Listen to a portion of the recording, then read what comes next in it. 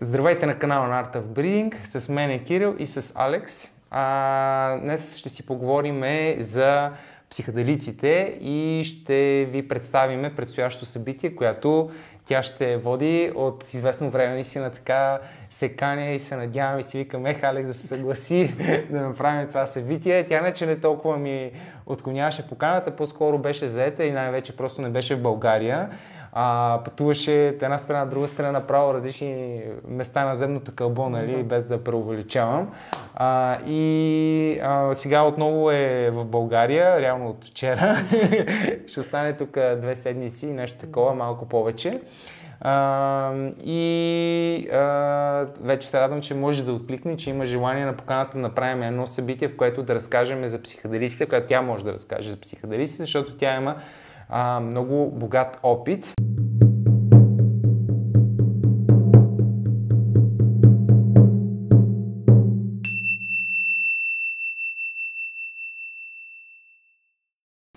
Какъв е нейният опит? Тя винаги се е занимавала интересува се от здравето на човека. Има дисертация на тема за гъбите, има и в момента и такъв бизнес, свързано с гъби, които са добри за мозъчната дейност и за общото здраве на човека, нали така? Всъщност, затова ли е правилно се използва думата ноотропици? Точно. Да, нали? Това са тип ноотропици, такъв тип гъби. И тя има един такъв дълготраен, не само интерес и път, и теоретичен, и практически опит в сферата на психоделиците и гъбите. Затова направо ще ти дам възможност да кажеш, всъщност да те попитам какъв беше твоя път. Откъде мина, кое започна твой интерес към тази тема и какви бяха стъпките в различните места, защото знам, че си имала повече такива стъпки и повече опитности и продължаваш да трупаш опитности в тази сфера. Да, дай Боже. Да, мерси за интродукцията и здравейте. Казват ми Али, накратко. И съм била тук-там. Виждала съм различни лаборатории и различни центрове, които се занимават по-отблизо с натурални гъбни и всякакви произволни биотехнологични методи за подпомагане на човека и неговото здраве. Моят фокус е към менталното здраве главно и това човек да се чувства щастлив, жизнен и като цяло в една общност и цяло. Била съм в Англия и там завърших биохимично инженерство. Дисертацията ми беше всъщност насочена към психоделичните гъби. Това е един по-натурален достъп до нещо, което може да помогне голяма част от популацията ни, която няма достъп или не въздейства добре на антидепресанти и медикаменти, които имаме в момента. И гъбите бяха нещо много интересно за мен. Там като цяло работих с медитация и менталното здраве на хората по какъвто и да е начин. Преди това даже в България работих с пак общество, свързано с ментално здраве и хората да се чувстват част с гей обществото в България. Беше това също интересно.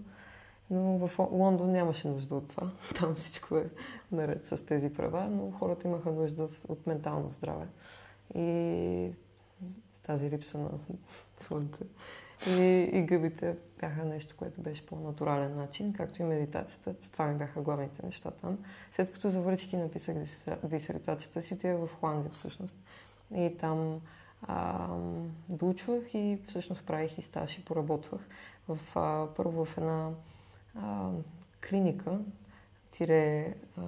ретрит център, където хората отиват и под наблюдението на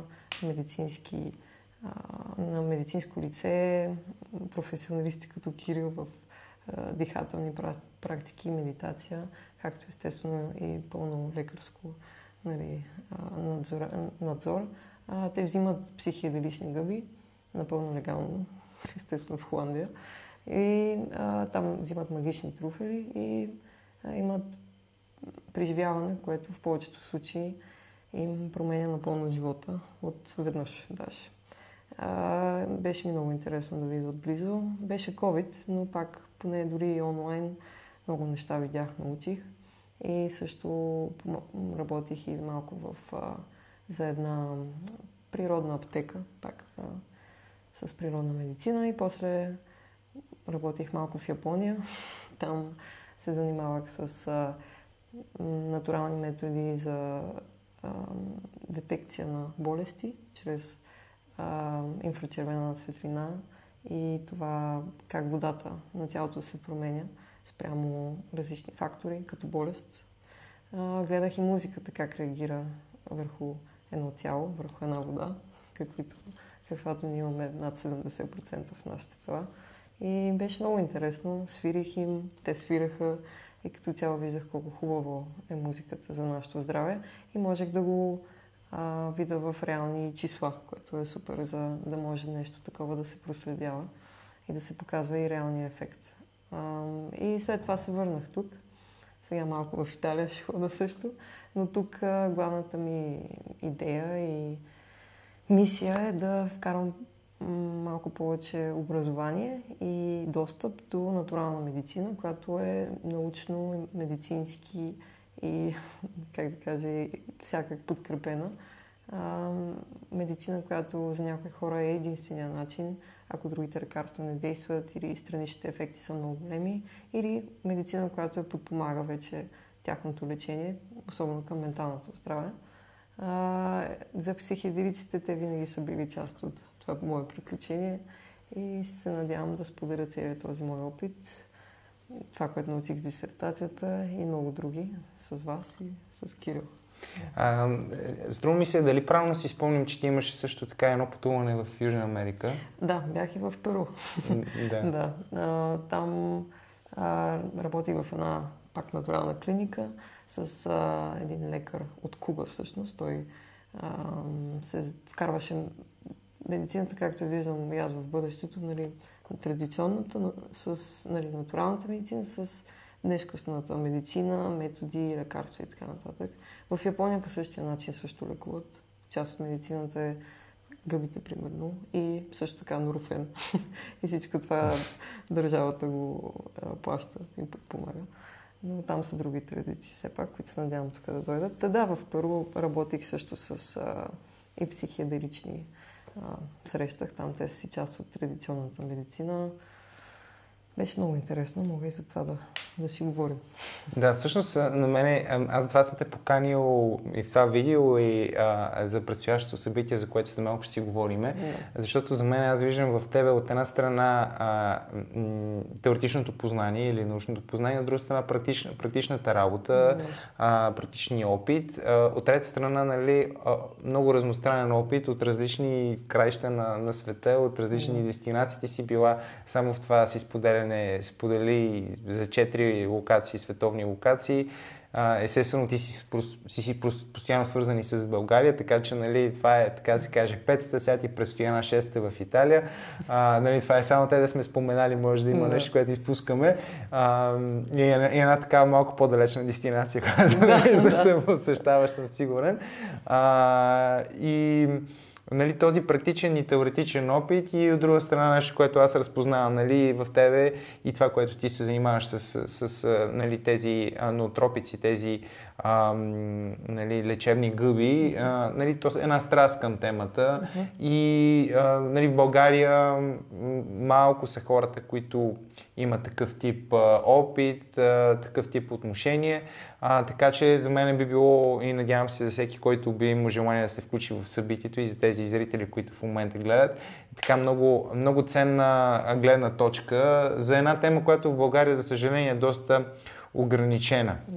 Ограничена и всъщност с това събитие реално бихме искали да внесем малко повече светлина и малко повече познание, което в България сравнително липсва, до някъде и включително и заради така ограничаващите обстоятелства, свързани с публичната среда, но за нещо, което набира скорост в чужбина.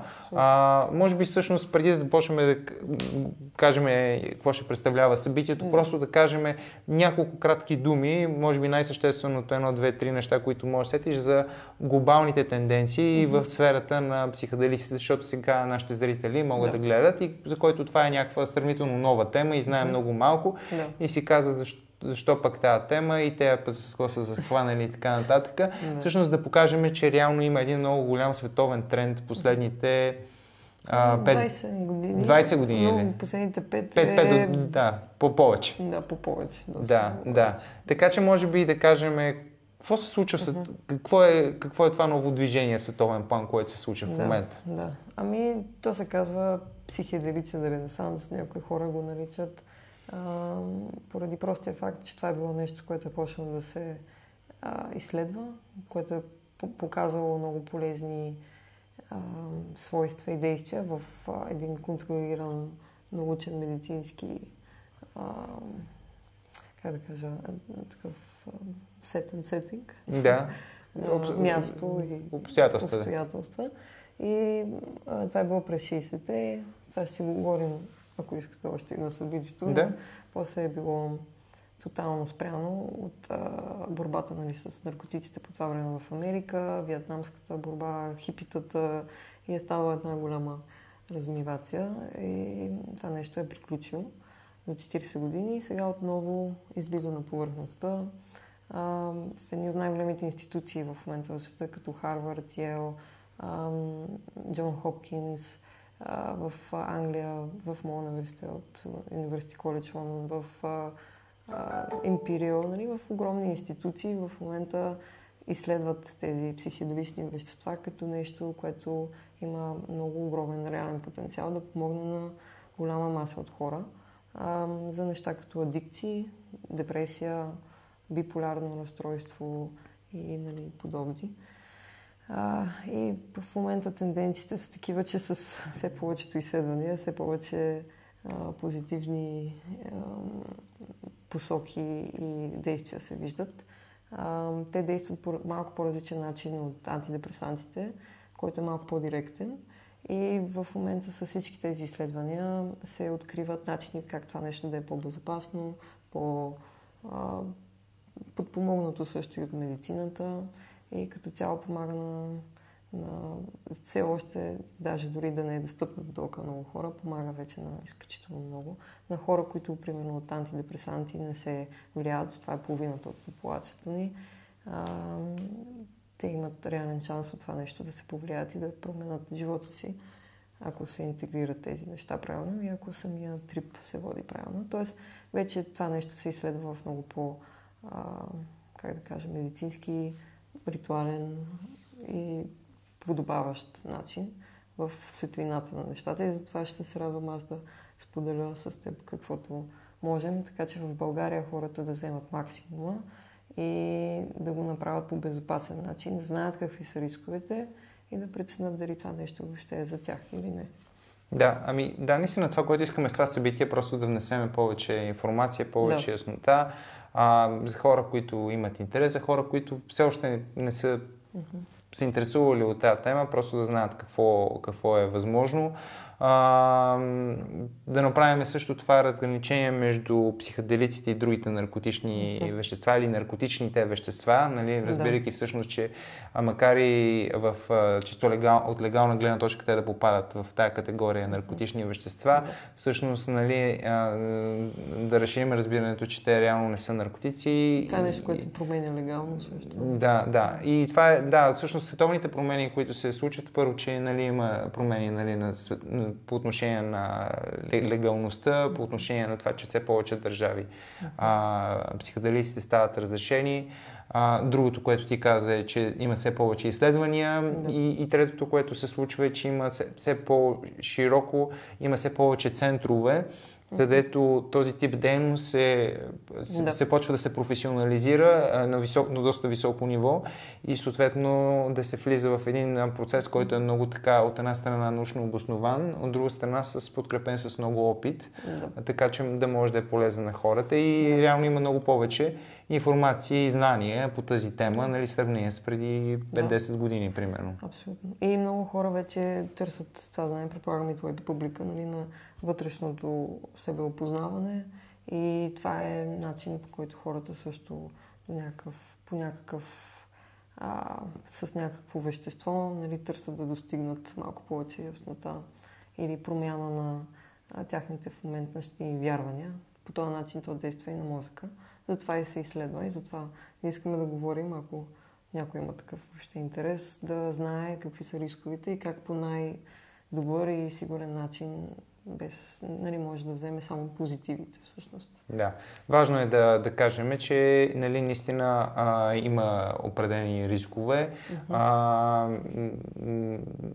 Ще разгледаме ще разгледаш различните видове субстанции, ще кажеш какво, така се каже, опита показва и как човек трябва да подхожда, за да има от една страна сигурно преживяване, от друга страна пълноценно преживяване, ако нали, реши да вземе да направи крачка в тази посока. И за YouTube също сме длъжни да кажем, че нали, по никакъв начин не промотираме използването на тези вещества. Всичко това е наистина за да дадем на вас информация, за да може да сте една идея малко да се чувствате малко по-информирани, в безопасност и да знаете за какво става въпрос. Истината е, че хората се интересуват, задават въпроси и е по-добре, ако те решат да предприемат една или друга стъпка, да я разполагат с по-голямо количество информация или пък да не предприемат, нали, ако решат, че не искат. Но винаги е по-добре човек да е по-информиран и да е по-наясно с всички достижения както на науката, така и на традициите. За това също ще си говориме. Така че да взима информирани решения за себе си и за неговите нужди. Какво друго ще споменем в събитието? Какви други теми ще преминем? Ще минем от историята ни като спиши, като човечество. Да. Връзката ни с тези като биологичен вид. Като биологичен вид с тези биологични видове. Още от хиляди години ще стигнем, естествено, както казахме, до днешно време, световни тенденции. В България, може би, какво се случва, центрове, където има и как човек сам, ако иска да е достигнал до това нещо го е повикало, как може и какво може да направи, за да си предостави един полезен, хубаво изживяване, което има най-малко възможни рискове, какви са базисни неща, които той може да предприеме, за да премахне тези рискове. И за главно традиции и наука в една симбиоза. Това ще... Другото, което е ценното, е, че ти ще можеш да говориш и за наистина биологичния процес. Това, което може би малко хора са запознати и са неясно, с изключение на тези, които не са се задълбочили в тази тема към научна гледна точка. Така че наистина какви са биологичните процеси, които се случват в рамките на една такава консумация. Може би друга тема, която също ще разгледаме е микродозирането, нали, което също е доста, как се казва, нашумяла тема в последно време. И така. Различни аналози. В момента също има различни неща, които може да се намерят и да знаем кое е окей, кое не е. И реално каквото публиката също има като интерес и иска да се наблегне, ние ще споменем, аз ще спомена главните и оттам нататък ще е свободно за въпроси и за навлизане повече в определени теми, които са интересни. Да. Донесете всичките си практически и теоретични въпроси, свързани с темата. Аз съм сигурен, че на мнозинството от тях ти ще можеш да отговориш. Сега винаги може да има някакъв по-специфичен въпрос, но като цяло предполагам, че хората идват с едни такива по-генерални въпроси от техния интерес.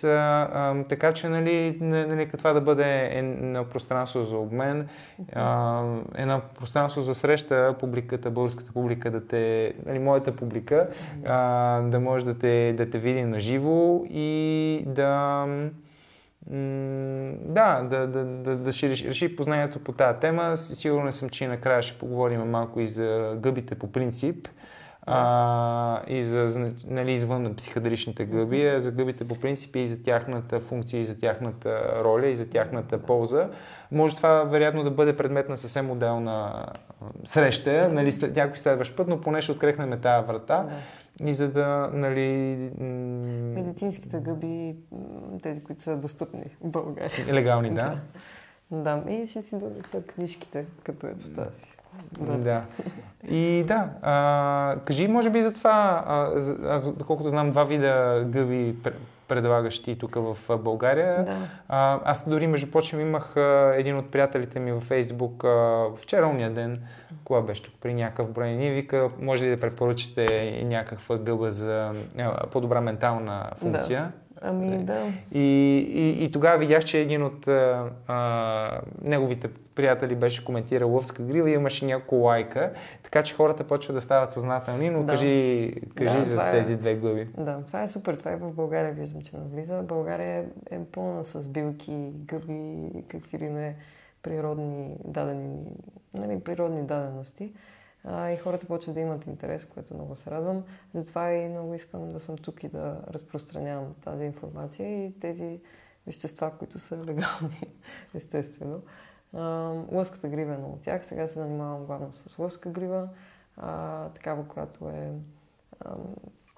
естествено спрямо научния ми опит. Тя е много изследвана от към доза и ефекти.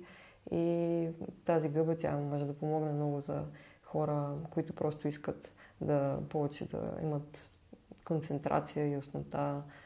Също помага на хора, които малко забравят, помага и на хора, които доста повече забравят, тип с по-възрастни хора с Алцхаймер, даже на хора с Паркинсън. Това е един натурален метод, който подпомага цялостното здраве, най-вече на нервите на мозъка. В Япония казваха, от едно време още казват нерви от стомана и памет на лъв. Та е лъвска грива. И ще мога да донеса малко от гривата да я видите. И така може да си говорим за по-достъпни също натурални методи на подпомагане на здравето. Супер. Просто открехме вратата, че Алекс има доста различни погледи и възможни интереси към тази природна медицина. Това си говорихме, че търсиме подходящо наименование, нали, на български език. Сигурен съм, че с времето, колкото повече те термини и интереси навлизат, толкова повече ще се развиват и понятията. Да. Добре, нека да кажем за финал. Кога, къде, как? На 25 септември, понеделник, от 19 часа, тук в студиото на Art of Breeding, което е на улица Балчик 1. Винаги всички събития са с предварително записване, така че може да се свършите или по телефон, или по имейл, или в Facebook, в Messenger да пишете, или по Viber може да напишете, нали, по телефон, през телефонния номер, както ви е удобно, да си запазите място. Има и ситуации, в които, нали, събитията се пълнат и сме на границата и се е случвало да отказваме на някои хора да взимат участие. Така че наистина ви каня за това събитие от една страна да се възползвате, защото това реално е последния ден твой тук. След това ти заминаваш и ще бъдеш в Италия и отново ще отсъстваш. Така че да се възползвате докато сте тук и респективно да си запазите место. Ако вие сте някъде из страната или просто този ден по някакъв начин ви е как се казва, заед, имате някакъв ангажимент и не може да присъствате, имате голям интерес, ще се постараем да направим запис, така че да ви го предоставяме в последствие, така че пак пишете, ако имате интерес и